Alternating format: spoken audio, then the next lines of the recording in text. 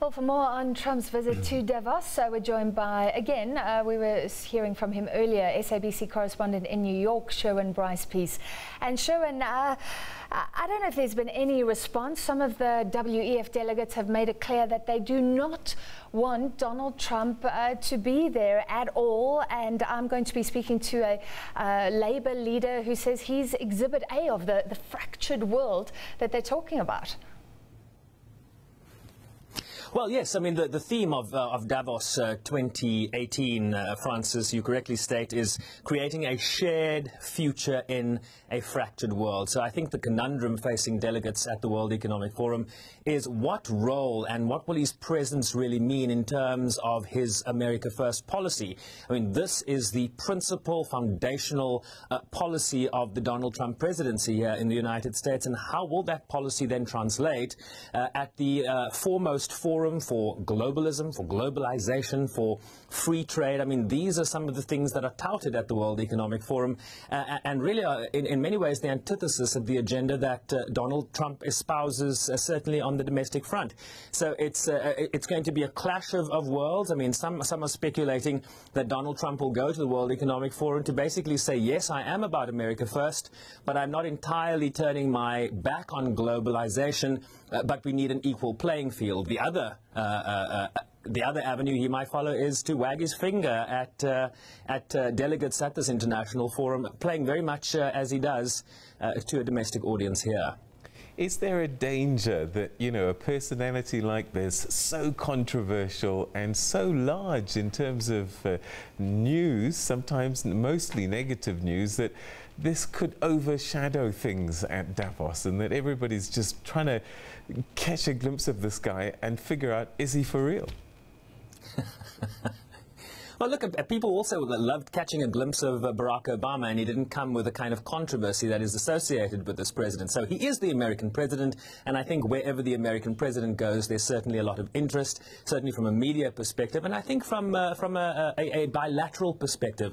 I mean, Donald Trump has not really sat down one-on-one with African leaders. You mentioned the fact that the Deputy President of South Africa, Cyril Ramaphosa, is open to such a meeting. But what would such a meeting entail? What would a meeting with Emmerson Mnangagwa of Zimbabwe entail? This talk about sanctions, these long-standing sanctions that have been in place for over a decade. You know, are things changing? Is there a cooling of relations between Donald Trump? Does he understand the dynamics in Africa? You know, will the SH word that is so controversial that I can't say on air, will that come up in discussions with African heads of state? Of course, we can anticipate that given what he has said here in the United States so far as regards those comments is that he actually didn't make it. Will that sell with African heads of state? So, you know, people often say, let Trump be Trump, but that's actually a great deal of fodder for people like yourselves and myself, Peter. All right, well, let's take a look at what Deputy President Cyril Ramaphosa said earlier. It was in an earlier piece, but this was his exact response when asked whether he will be meeting with Trump in Davos.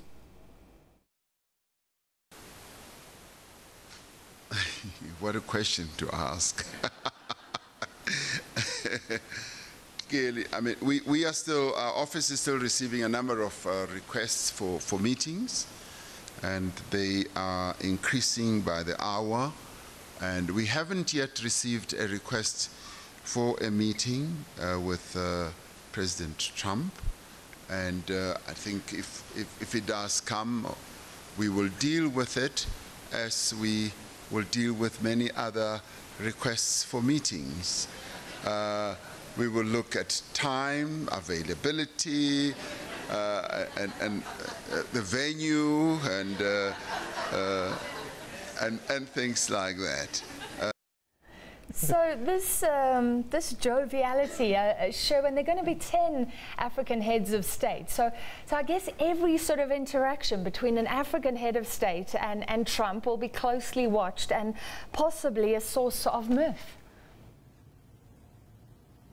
Look, Francis, I mean, I think understandably there are a few giggles and laughs as we talk about this, but this is serious business. I mean, Donald Trump is in many ways the man that pulled the United States out of the Paris Climate Change Agreement. This is a multilateral foray in many ways, trying to grapple with how the private sector and how the public sector can work together to really upscale the levels of ambition that were agreed to in Paris. And here you have the man who pulled the United States out of this decade, this process that took many years to come to this agreement that was signed in Paris, just pulling the United States out of that. You know, there are real issues here that the United States represents that are antithetical to what the world is trying to achieve, particularly on issues of social justice, particularly on issues of climate change mitigation. So as much as we stand here and perhaps giggle at maybe the discomfort that might be experienced between heads of state meeting with Donald Trump, there are some very serious issues that the South African Deputy President will raise. And just to also just sort of frame the Donald Trump visit, he's taking a very powerful cabinet delegation. I mean, it includes the Secretary of State, the Secretary of Commerce, the Secretary of Labor, the Secretary of Transportation, Homeland Security, the U.S. Trade Representative, among others. So this is a pretty serious delegation that's going there. And I think for any African head of state, or certainly South Africa's Deputy President, this is not a meeting that should be frowned on or just giggled about. There's some very serious issues, including those alleged racist remarks that the President made. And perhaps African heads of state perhaps have an opportunity here to educate the American head of state of what the meaning of those words really are. And I guess for Donald Trump, I mean, he's often spending a lot of time trying to convince and reconvince the American public that he's not as insane as his critics point out or are writing about. And I believe a TV series is about to be mooted about his year in the presidency. I guess on a bigger stage, an international stage such as WEF, part of his whole thing might be, again, a whole show to say, I am Donald Trump, I am in charge, and I am normal. Well, the last United States president to attend, sitting head of state to attend the Davos meeting, Peter, was Bill Clinton, and I think it was in 2000. There's been a reluctance since then for heads of state to, or certainly for American presidents, to be seen to kind of be rubbing shoulders with the world's global, the global elite, as you will, the 0.0001%.